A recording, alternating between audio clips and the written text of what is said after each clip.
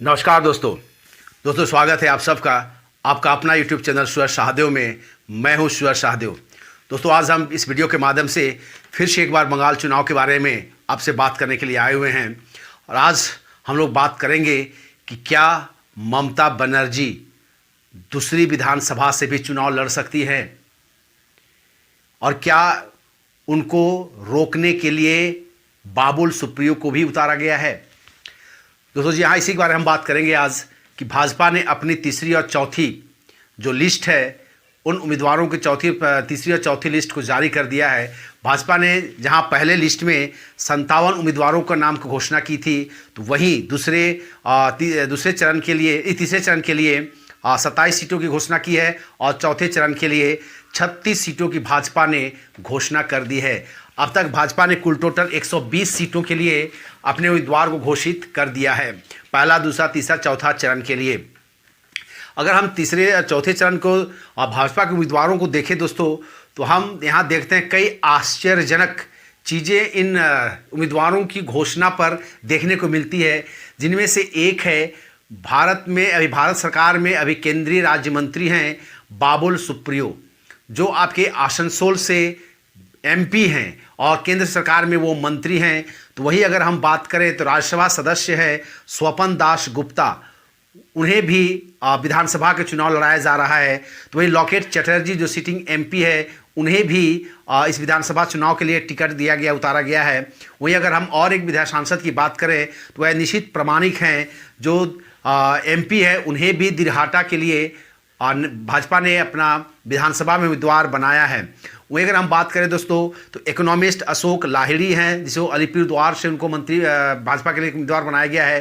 तो वही राजीव बनर्जी हैं, रविंद्रनाथ भट्टाचार्य है। ये ऐसे कई नाम हैं जो चौंकाने वाली बातें हैं और लोगों को चौंकाने और ऐसे कई नामें हैं दोस्तों जो लोगों को चौंकाएगी और चौंकाने वाली बात है कि आखिर ऐसी क्या आन पड़ी कि बाबुल सुप्रियो को विधायक के चुनाव में उतारा गया है।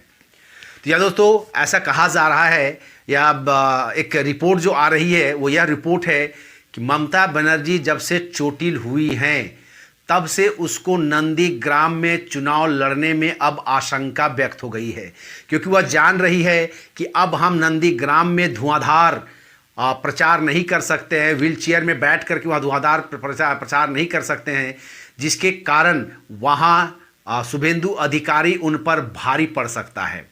चूँकि नंदीग्राम में उन्होंने जो आरोप लगाया कि वहाँ उन 4-5 लोगों ने उसे धक्का देकर हमला करने की कोशिश की गई है और उनका यह आरोप या उनके कार्यकर्ताओं नेताओं के द्वारा जो यह आरोप लगाया गया है कि वहाँ हमला हुआ है, यह कहीं ना कहीं ममता बनर्जी और टीएमसी के लिए नेगेटिव का रोल अदा किया है उस नंदीग्राम विधानसभा में।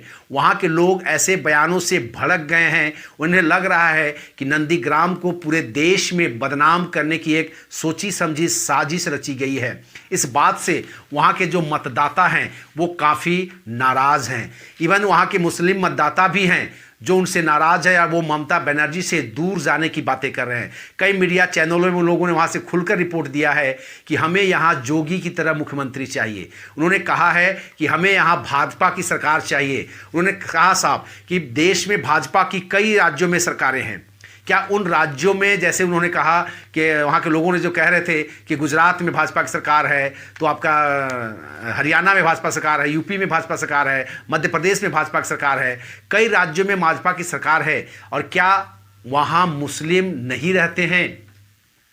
अगर वहाँ मुस्लिम रहते हैं तो क्या उन्हें भाजपा सरकार के द्वारा किए गए कामों का लाभ नहीं मिल रहा है? तो उन्होंने साफ कहा कि सरकार किसी की भी हो, सरकार काम करने वाली होनी चाहिए और भाजपा सरकार अभी काम कर रही है। अभी भाजपा उन्होंने कहा कि अभी कोरोना काल में भाजपा ने प्रत्येक गरीब व्यक्तियों को 5 किलो चावल, 2 किलो गेहूं और अनाज भेजने का काम किया है।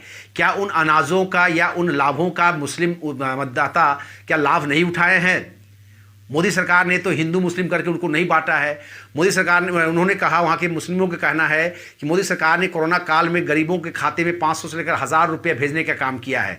क्या इन खातों में जो मुस्लिम के खाते हैं क्या उनमें पैसा नहीं गया है? क्या मोदी सरकार ने भेदभाव किया है? तो अतः सरकार किसी की भी हो, देश का विकास होना चाहिए, राज्य का विकास होना चाहिए। और उन लोगों ने मोदी जी पर पूर्ण विश्वास व्यक्त किया है। उन्होंने कहा है कि मोदी जी जो कर रहे हैं, जो विकास के काम कर रहे हैं, उनका लाभ सभी जनता को मिल रहा है, न सिर्फ हिंदू को बल्कि मुस्लिम हो, हिंदू हो, ईसाई हो, पारसी हो, जो भी धर्म के लोग यहाँ निवास करते हैं, उन सारे के सारे लोग उनसे लाभ उठा रहे हैं। तो यही वहाँ के जो लोगों की जो बातें छन के आ रही है, और ये आपके ममता बनर्जी तक ये बात जब पहुँची है तो उनको अब नंदीग्राम से अपनी जीत पर शंका होने लगी है। और इसी शंका के कारण वह कहीं ना कहीं और एक विधानसभा से चुनाव लड़ने की तैयारी में थी।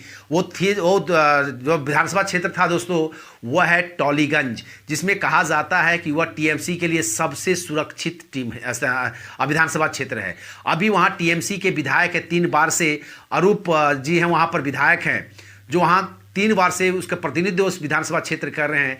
हालांकि अरूप जी को यह कहा गया था, उनको आधिकारिक उम्मीदवार बनाया गया था, लेकिन उन्हें यह भी दिशा निर्देश दिया गया था कि आप अभी अपना प्रचार प्रसार बहुत तेज़ी के साथ मत कीजिएगा, आप वहाँ धीरे धीरे अपना प्रचार प्रसार कीजिए, क्योंकि हो सकता है यहाँ से ममता बनर्जी चुनाव लड़ सकती है। तो हम ये कह सकते हैं दोस्तों कि ममता बनर्जी 291 विधानसभा की जो चुनाव की घोषणा की थी, वो कहीं से भी अपने लिए और एक सीट पर चुनाव लड़ने के लिए किसी विधायक का नाम को काट सकती है।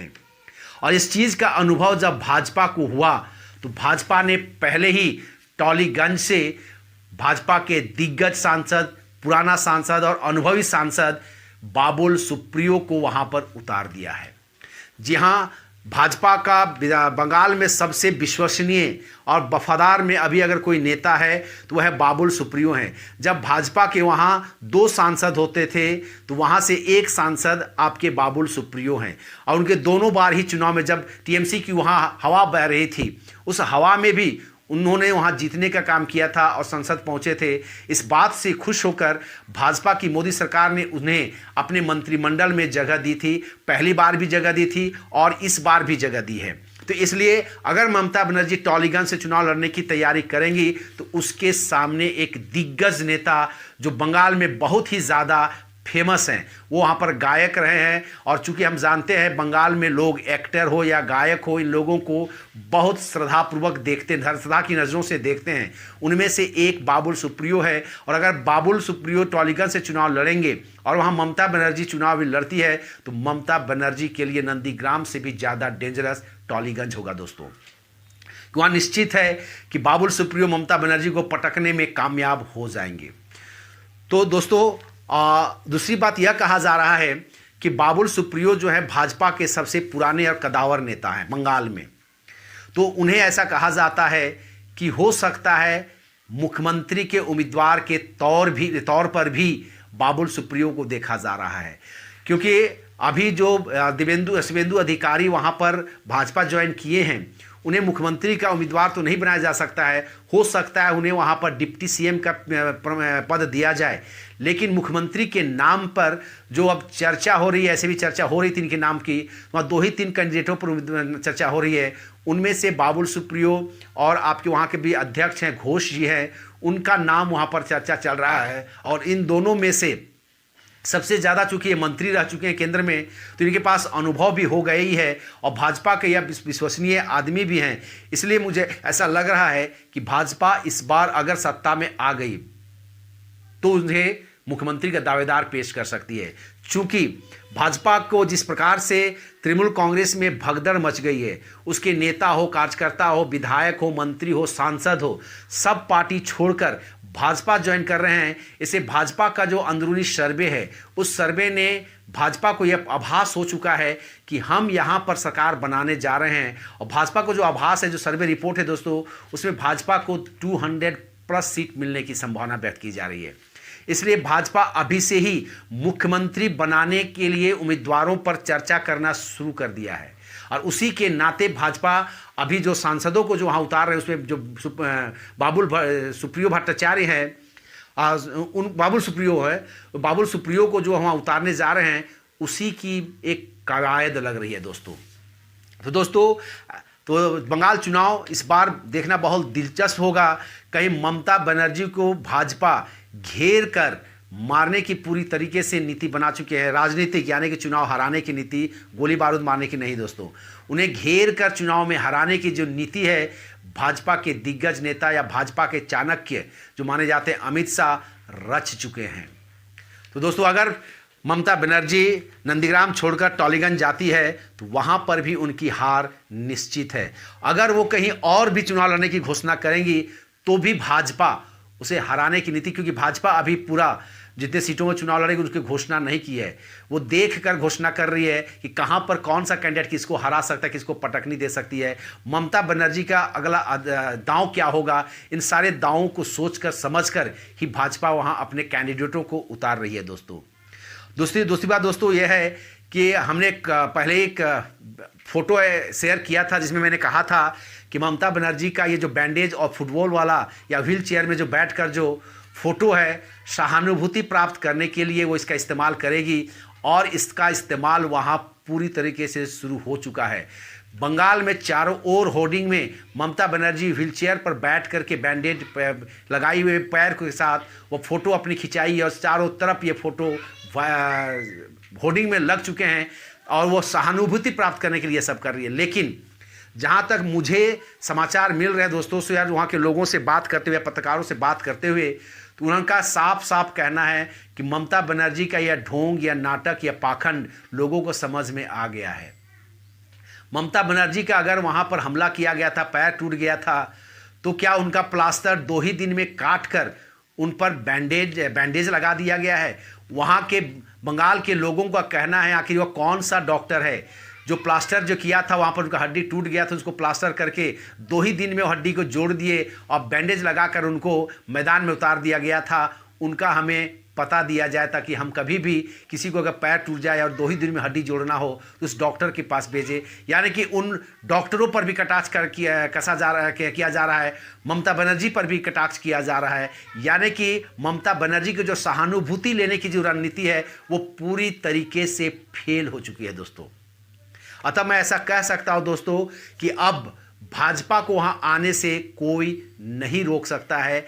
अब यह देखना है कि भाजपा कितने बहुमत के से ज़्यादा कितना सीट लाती है, यह देखना है, क्योंकि भाजपा का बहुमत प्राप्त हो चुका है एक प्रकार से, जो सर्वे रिपोर्ट में आ रहा है। क्योंकि अब कितना ज़्यादा सीट प्राप्त करेगी ये देखने लायक होगा दोस्तों, और यह हम सबको पता चलेगा 2 मई को। तो दोस्तों आज का यही विषय था कि ममता बनर्जी टॉलीगंज से भी चुनाव लड़ने की जो ख्वाब देख रही थी या कोशिश कर रही थी, उस कोशिश को भाजपा ने नाकाम करने के लिए टॉलीगंज से अपने दिग्गज नेता बाबुल सुप्रियो को वहां पर उतार चुकी है।